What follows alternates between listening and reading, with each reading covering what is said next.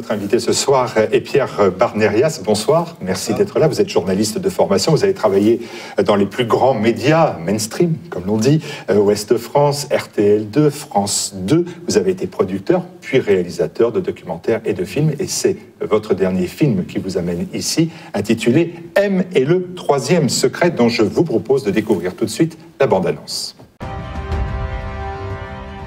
If you were to die tomorrow from this hurricane, do you know where you're going? Will you go to agony and eternity of hell? Et je dirais même, en vous regardant, la lâcheté. Je le redis, la lâcheté. La plupart des témoins parlent de scènes de guerre. Une chaussure est d'abord lancée.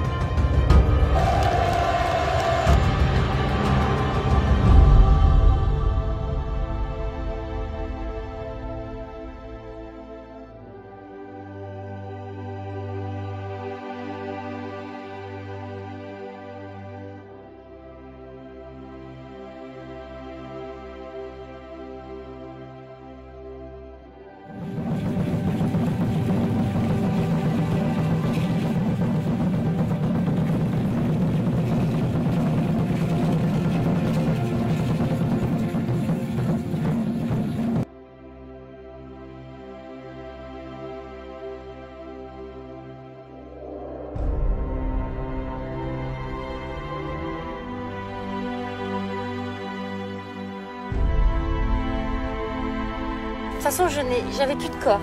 J'avais juste la sensation, une sensation d'amour.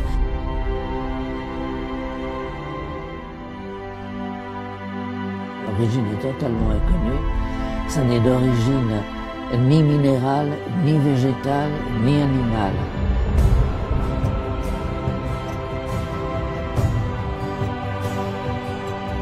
Moi, je donnais pour ma petite fille Myriam, le prénom Myriam.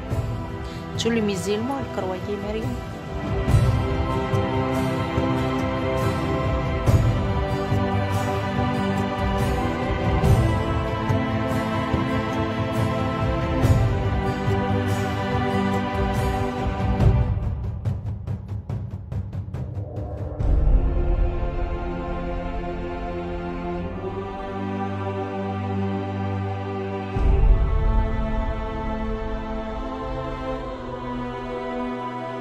Je crois que beaucoup de membres de l'Église ont fait tout pour que ce secret n'explose pas.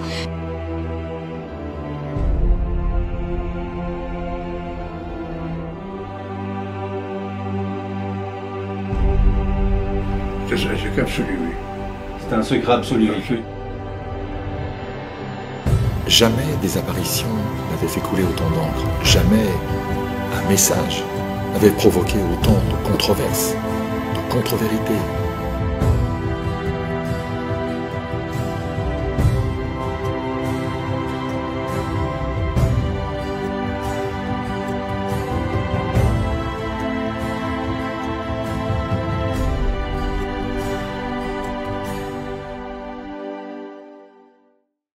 Voilà, on vient donc de découvrir cette très jolie bande-annonce. Donc on parle d'une enquête exclusive sur 4 ans de sa vie, c'est énorme pour consacrer tout ça. Pourquoi ce sujet? Et surtout, est-ce que vous pouvez tout d'abord rappeler les faits, le contexte de ce mystère autour du secret de Fatima? Alors le contexte, je vais vous surprendre, c'est en fait en 2008, quand j'ai découvert dans le Coran la belle sourate sous la Vierge, et que je me suis rendu compte que, voilà, que c'était une figure qui était également priée par les musulmans. Donc déjà à l'époque, comme je m'intéresse à une information positive qui crée du lien, qui rassemble les gens plutôt que de diviser, ça m'a paru intéressant. En plus, au fur et à mesure de l'enquête, quand j'ai découvert que c'était vraiment le personnage le plus populaire de la planète, il n'y en a pas deux, et c'est une femme. C'est une femme qui aujourd'hui qui met à genoux 2 milliards de personnes. M comme Marie, alors. C'est M comme Marie, mais aussi comme un impératif. C'est l'impératif du verbe aimer, M. Et je pense qu'aujourd'hui, dans le contexte dans lequel on est, c'était vraiment un impératif. Donc c'est vrai que c'était un jeu de mots, faire du 2 en 1, de mettre cette lettre-là. et qui en même temps qui est très symbolique parce que M, c'est la 13e lettre de l'alphabet. Ça dit peut-être pas grand-chose, la 13e lettre, c'est juste la lettre du milieu, qui est synonyme de mort et de renaissance. Et on le voit dans le film, le chiffre 13 est vraiment un chiffre très important. Enfin voilà quoi, donc pour ce titre, et sinon pour le contexte du film, pour revenir à votre question, c'était effectivement d'essayer à travers ce personnage-là, de montrer que c'est de donner l'image de la mère universelle, qui rassemble tout le monde au-delà de nos différences. Et alors si on doit rappeler les faits ou expliquer les faits, parce que justement là vous nous parlez de M qui est la 13e lettre de l'alphabet, donc on en arrive à 13M comme le 13 mai, c'est peut-être pas un hasard justement, expliquez-nous un peu tout ce mystère qu'il y a autour de la figure de Fatima et de ses révélations, de ses secrets. Mystère ou non d'ailleurs. Oui, en fait, à Fatima, j'y suis arrivé, je dis pas par hasard, mais presque par hasard. En fait, c'est d'abord une enquête complètement banale sur une icône qui soigne de l'île. J'ai l'information par France Info, je me rends sur place, et cette enquête-là va m'amener progressivement à Fatima, puisque j'ai commencé à me dire, mais qu'est-ce qui se passe? Pourquoi une icône soigne de l'huile? Je suis allé à Lourdes pour voir les experts. Et ensuite, effectivement, le hasard m'a amené à Fatima. Et à Fatima, quand j'ai découvert ce qui s'était passé, effectivement, le 13 mai 1917, avec un secret qui aurait dû être révélé en 1960. En 1960, le Vatican dit clairement non. Il est probable qu'il ne sera jamais révélé. Donc forcément, en tant que journaliste, vous vous posez des questions. Pourquoi ce secret n'a pas été révélé? Vous vous rendez compte qu'au bout de 40 ans plus tard, il révèle ce fameux secret. Et qu'effectivement, dans la façon dont la révélation s'est faite, dans ce qui a été dit, dans ce qui a été révélé, moi, le but de ce film, c'est de montrer que je pense que le Vatican n'a pas donné toute la révélation, n'a pas tout dit. Voilà. Parce qu'il y a suffisamment d'incohérences dans cette même révélation que... On a regardé, voilà. Élise et moi, nous avons regardé ce film. Nous avons été voir ce film qui est diffusé actuellement à Paris, au cinéma Saint-André des Arts, où il devance d'ailleurs les autres films. 4 ans pour faire un film très beau, très émouvant. Ça, c'est vrai, mais 4 ans, ça paraît très long.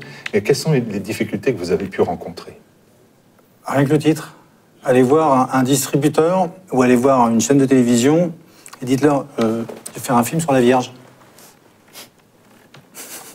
Voilà, on va vous répondre avec un sourire un petit peu compassé en disant ça va, t'es pas malade, Pierre, tu vas faire un film sur la Vierge. Sur la foi, vous en avez fait sur France. Non, j'en ai fait, mais si tu veux, oui, mais quand on essaye de franchir le pas en disant je pense qu'il y a un vrai documentaire cinéma à faire sur cette femme et qu'on va prendre les moyens, qu'on écrit un script. Moi, j'ai commencé à écrire vraiment un vrai scénario, un scénario de documentaire fiction. J'avais même fictionné les apparitions de Pomain. Enfin bref, j'avais vraiment consacré du temps. J'ai mis plus d'1 an à écrire, juste dans l'écriture. Effectivement, j'ai mis beaucoup de temps à trouver des fonds. J'en ai quasiment pas trouvé. Donc c'est pour ça que j'ai tourné au fur et à mesure que j'avais un petit peu de rentrée d'argent par les autres reportages que je faisais.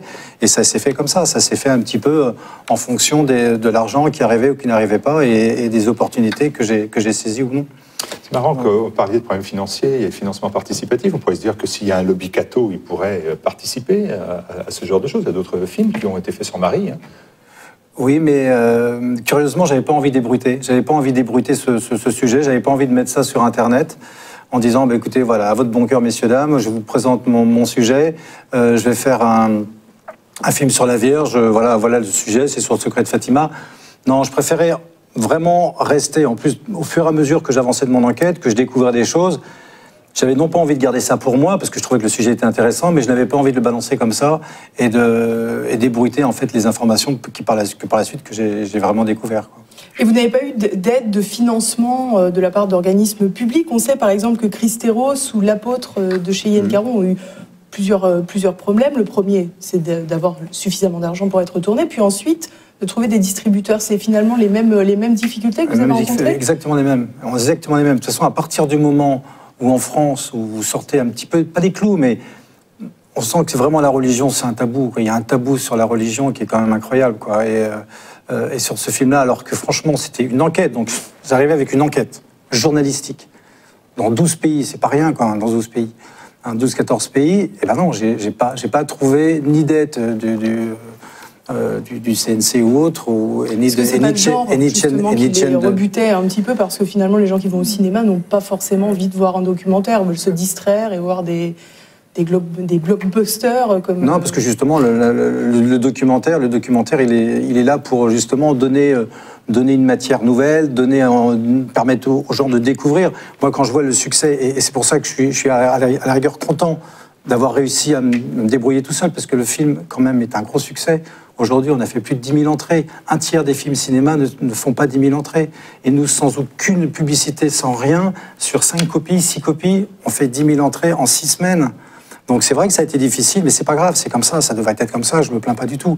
La seule chose, c'est que, bah voilà, j'ai réussi, bon an, mal an, à trouver des personnes qui m'ont fait confiance, qui m'ont des privés, des particuliers, des gens qui m'ont dit, bon allez, tiens, je vais te donner un petit peu, je vais t'aider. Donc à chaque fois, ça permettait d'éviter de mettre la clé sous la porte, parce qu'on était vraiment à 3, 4 fois, à 5 reprises, à 2 doigts de tout arrêter. Et j'ai mon directeur de production qui n'est pas du tout croyant, enfin bref, qui est un vrai directeur de production qui me disait, HPO, Pierre, on arrête, c'est plus possible, on peut plus, là, il y a plus d'argent, et le banquier, il va faire une crise cardiaque. Et puis à chaque fois, il y avait un chèque qui arrivait, donc voilà, ça s'est fait d'une façon. Et je suis en train d'écrire, c'est vrai, depuis 2-3 ans, j'écris l'histoire de ce film, parce que ce film a vraiment une histoire, une belle histoire. Donc voilà, c'est vrai que ça n'a pas été simple, ça je vais pas le cacher, on n'a pas trouvé de distributeur, donc je me suis retrouvé avec la casquette de journaliste, caméraman, réalisateur, producteur, et là maintenant de la distribution. C'est vrai que la distribution, c'est un autre univers que je découvre, qui a ses codes, qui a ses règles aussi. C'est pas évident. Mais vous faisiez des émissions concernant la foi, vous l'avez dit, sur France 2, vous avez fait des émissions sur France Info, donc on connaît votre engagement spirituel. Et cette, comment dire, qualité-là n'a pas permis d'ouvrir des portes? Non, parce que moi surtout, on me connaît comme journaliste. C'est-à-dire que voilà, je pense être quelqu'un d'assez rigoureux. J'ai fait plusieurs fois des sujets d'investigation qui oui, la liste est même très longue, qui ont bien abouti. Et voilà, donc c'est plus d'abord ma casquette de journaliste, investigateur qui fait des enquêtes, qui va jusqu'au bout de ses enquêtes, qui était intéressante. C'est cette casquette que j'ai proposée aux chaînes ou que j'ai proposée aux personnes qui étaient susceptibles de me financer. Mais non, j'ai tapé à la porte du cardinal archevêque ou du président de la conférence en lui disant faites votre job, faites votre boulot. J'aime bien ce terme-là. Non, mais ils ont eu le dossier. Aidez-nous. Ils ont eu le dossier. Moi, je sais que le dossier a été pendant pas mal de temps dans les bureaux d'une émission qui fait les émissions du dimanche matin. Et au bout de 3 ans, on m'a dit, Pierre, j'ai fait le ménage chez moi, je te rends ton dossier, quoi. C'est très bien. Apparemment, c'est un personnage qui laisse pas indifférent de toute façon la Vierge. Qu'on soit croyant, non croyant. Le traitement, je ne sais pas si c'est un traitement, parce que encore une fois, à partir du moment où vous prenez ce traitement comme sur la base journalistique, il est inattaquable. Moi, ce reportage, il est absolument pas prosélyte. Enfin, ce reportage, ce film, ce documentaire, il y a aucun prosélytisme dedans. C'est une enquête. En plus, c'est un peu d'humour, parce que c'est ma marque de fabrique. J'aime bien mettre un petit peu d'humour, faire les choses sérieusement sans jamais se prendre au sérieux, mais en ayant toujours un petit peu un côté, voilà, je me prends pas au sérieux et je le montre. Donc voilà, j'ai pas d'explication, je sais pas pourquoi il n'y a pas eu de soutien de la part de l'institution, et c'est pas grave, tant mieux. Mais d'une certaine manière, vous allez quand même ça me laisse libre de faire le film que j'avais envie de faire. Et puis j'ai fait vraiment le film que j'avais envie de faire, même si je me suis beaucoup entouré sur ce film, parce que j'ai l'habitude de dire je suis pas le seul à avoir fait ce film, on est 1000. On a vu le générique. 1000, c'est impressionnant, mais c'est vrai qu'il y a beaucoup de gens qui m'ont aidé, même dans l'écriture de ce film, à être bienveillant. C'est-à-dire que c'est un film qui ne porte aucun jugement, ni sur l'institution, ni sur qui que ce soit. Quoique, quand même. Quoique, parce que justement, on sent un angle un peu conspi, d'une certaine manière, un peu conspirationniste. Oh mon Dieu, mais où est la conspiration? Elle est simple, la conspiration. Vous nous dites qu'il y a un mystère autour du 3e secret de Fatima. C'est un mystère qui a été abandonné, parce qu'il a été révélé en 2000, il y a 15 ans. On le disait, en 2000. Mais quel est le rapport avec la conspiration? Il n'y a pas de conspiration. L'idée que l'Église conserve un secret, et comme vous l'avez dit tout à l'heure, c'est comme ça que vous avez commencé votre explication, que l'Église avait révélé qu'une part de ce secret. Oui, mais je montre, c'est-à-dire qu'à l'appui, moi je ne suis pas du tout dans le cadre de conspiration, j'ai des faits précis. C'est-à-dire que je trouve des faits, quand je mets ces faits bout à bout, et quand il y a quelque chose qui ne va pas, c'est évident. Parce qu'encore une fois, dans le sujet, je montre 3, 4 incohérences. Il n'y en a pas 4, il y en a une dizaine. C'est-à-dire qu'aujourd'hui, j'ai dans les tiroirs au moins une dizaine de faits qui crédibilisent complètement et qui va dans le sens que, effectivement, ce secret n'a pas été entièrement révélé. Pourquoi? J'en sais rien, c'est pas moi qu'il faut le dire. Mais ça, j'en suis... Si demain, une personne me dit, en regardant le film, non, là, tu t'es complètement trompé, ce que tu affirmes c'est faux et j'ai la preuve du contraire, bah, tant mieux, moi je serai le premier à faire mea culpa et puis j'arrête ce métier, quoi. En 2000, le Vatican a officiellement divulgué ce troisième mystère.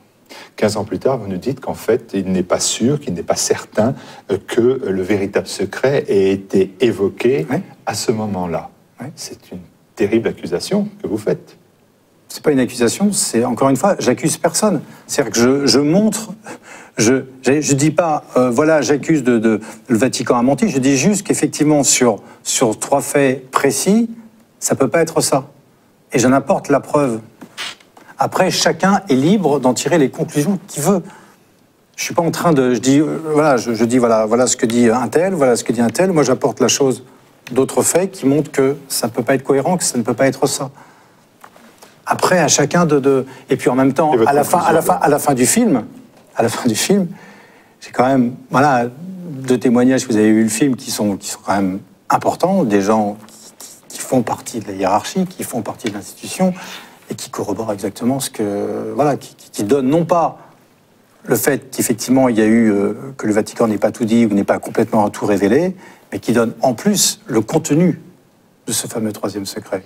C'est quoi le contenu de ce troisième secret, si on ne va pas voir le film? C'est quoi? C'est l'apocalypse, c'est l'apostasie, c'est le martyre d'un pape, c'est la fin du monde. C'est le révéler. C'est comme si vous demandez à un chroniqueur de cinéma de révéler l'intrigue dans un film. Je ne vais pas dire aux spectateurs, bah voilà, l'intrigue, c'est ça. Parce que l'intrigue, c'est effectivement ce troisième secret. Mais au-delà de ça, le but du film aujourd'hui, sincèrement, parce que c'est vrai qu'à un moment donné, je me suis dit, bon... ça coince quand même. C'est vrai que ce troisième secret, il était... voilà, même à un moment donné, je me suis dit, mais peut-être, Pierre, tu vas un petit peu trop loin. Mais non, parce que, au contraire, ce secret, pour moi, me donne l'occasion de parler de la figure de cette femme, qui est complètement inconnue dans le monde entier aujourd'hui. Alors que pour moi, c'est pas pour moi, c'est un fait, ce sont des faits encore, c'est vraiment le personnage le plus populaire de la planète. Il n'y en a pas 2 et c'est elle. 20 000 apparitions recensées en 2000 ans. 20 000. Personne n'en parle. Aucun média n'en a parlé. Il n'y a jamais eu de documentaire cinéma sur cette femme. Vous l'expliquez comment? Pourquoi et comment expliquez-vous ce désert médiatique sur une femme qui prend à partie des prix Nobel de médecine ou des prix Nobel de chimie? Pourquoi? Alors que on sait très bien que nous, quand vous êtes journaliste, ce qui vous intéresse, c'est le merveilleux, c'est les choses incroyables. Là, il y a pléthore. Il y a pléthore de faits absolument incroyables. Et quand vous rentrez dans ces faits, quand vous essayez de les analyser, quand vous essayez d'aller jusqu'où, on dit effectivement, il n'y a pas d'explication rationnelle, il n'y a pas d'explication naturelle sur ces événements, bah vous êtes obligé de reconnaître qu'il se passe quand même quelque chose. Et quand vous savez, et quand vous découvrez que ça fait quand même 2 siècles que cette personne qui a existé, on est en 2015, après son fils. Donc c'est quand même un personnage historique. Sans elle, il n'y a pas de Noël. Sans elle, il n'y aurait pas eu le Jésus-Christ ou Issa pour les musulmans. Voilà, donc c'est quand même un personnage qui a marqué notre humanité. Comment expliquez-vous qu'aujourd'hui, il n'y a aucun journaliste ou documentariste qui se soit intéressé à cette personne qui, quand même, marque encore l'histoire de l'humanité. Et quand vous comprenez, quand vous lisez un petit peu les messages qu'elle a délivrés au fil des années, voire même au fil des siècles, qui sont des messages quand même qui sont durs pour l'humanité, qui sont violents. Qu'est-ce qu'on en fait? Et vous, justement, comment vous expliquez cette omerta, alors? Je ne l'explique pas. Vous avez enquêté pendant 4 ans, vous n'avez pas d'explication? Mais j'ai pas d'explication. Il faut demander. Pas d'omerta. Il faut demander aux principaux intéressés. Moi, je les ai pas questionnés parce que j'avais leur version des faits. Je n'ai pas demandé au Vatican pourquoi vous n'avez rien dit pendant 40 ans et pourquoi, au bout de 40 ans, vous avez rapporté un fait dont je montre que ça ne peut pas être ça, dont je montre toutes les incohérences. Et attendez, je ne suis pas le seul. Sérieusement, je ne suis pas le seul à dire, attendez, il y a un petit souci quand même sur la révélation du troisième secret. Les gens, moi je suis parti de rien, je suis parti de moins 30. Je ne savais pas grand-chose à l'époque. Aujourd'hui, il y a des spécialistes au Vatican qui suivent le Vatican, les affaires du Vatican, depuis combien? Depuis peut-être 30, qui ont 30, 35 ans de métier. Ils n'ont rien vu? Vous pensez réellement qu'ils n'ont rien vu? Il faut leur poser des questions. Et alors, prochaine enquête pour vous, alors? La prochaine enquête? Alors, la prochaine enquête, ça n'a rien à voir. C'est une enquête qui me touche. Ce Charlie, là, il y aura plus de monde, non? Non, la prochaine enquête me touche énormément parce que c'est pareil, c'est du long cours. C'est 10 ans de tournage sur une erreur judiciaire qui est unique dans l'histoire judiciaire américaine. Un prisonnier qui m'a bouleversé, qui s'appelle Severino Diaz, qui a passé 25 ans de sa vie en prison pour un crime qu'il n'a pas commis, ça c'est banal. Mais il a fait 10 ans en plus, vous savez pourquoi? Uniquement parce qu'il refusait de reconnaître sa culpabilité. Ça veut dire qu'il a été condamné pour 15 ans pour un crime dans un bar de nuit un soir d'hiver en 81. Un dealer de drogue tombe, il meurt. Son avocat commis d'office lui dit, écoutez, dans un an, plaidez coupable et vous n'allez faire qu'un an. Lui dit, je n'ai pas plaidé coupable, je n'ai tué personne. Résultat des courses, il prend 15 ans. Au bout de ces 15 ans, on lui dit, écoutez, vous pouvez être libre à une seule condition. Vous reconnaissiez que vous avez tué cette personne. Tous les 2 ans, on venait le voir en les disant coupable ou non coupable. Si vous dites que vous êtes coupable, très bien, vous êtes libre. Si vous dites que vous êtes non coupable, vous refaites 2 ans. Il a fait 10 ans de suite. Je suis arrivé au bout de ces 10 ans. À l'époque, je travaillais pour TF1. Je faisais un magazine pour reportage de 26 minutes sur un petit aumônier français qui avait créé dans le Bronx une maison pour réhabiliter les prisonniers en fin de peine. Grâce à ce prêtre qui est le père Raphaël, j'ai rencontré ce fameux Séverino en prison. Je pense que ça a été l'interview la plus forte de mon existence, parce que j'en ai pleuré toutes les larmes de mon corps en sortant de la prison. C'était physique, tellement je ne peux pas l'expliquer encore ce qui s'est passé. Et là, le film vient de se terminer parce qu'il est sorti de prison, on a réussi à le faire sortir de prison, il a été sous contrôle judiciaire pendant 6 ans, et son premier acte, ça a été de revenir en France pour saluer ce petit aumônier qui était en train de s'éteindre dans une maison de retraite à Lodève, et je peux vous assurer que cette séquence, je pense que tout le monde pleurait. Moi, derrière ma caméra, j'étais en larmes, toutes les personnes dans la chambre, elles étaient bouleversées. Non, ça va être un grand moment, rien que de remonter, puisqu'il ne me reste plus que le montage à faire sur ce film, voilà. Merci beaucoup. Un peu bavard. Merci beaucoup. Désolé. Non, pas du tout. La dernière question, Marie, pour vous, c'est qui? C'est une mère. Pour vous? Pour moi, c'est ma mère. D'accord. Merci. De rien. Merci à vous.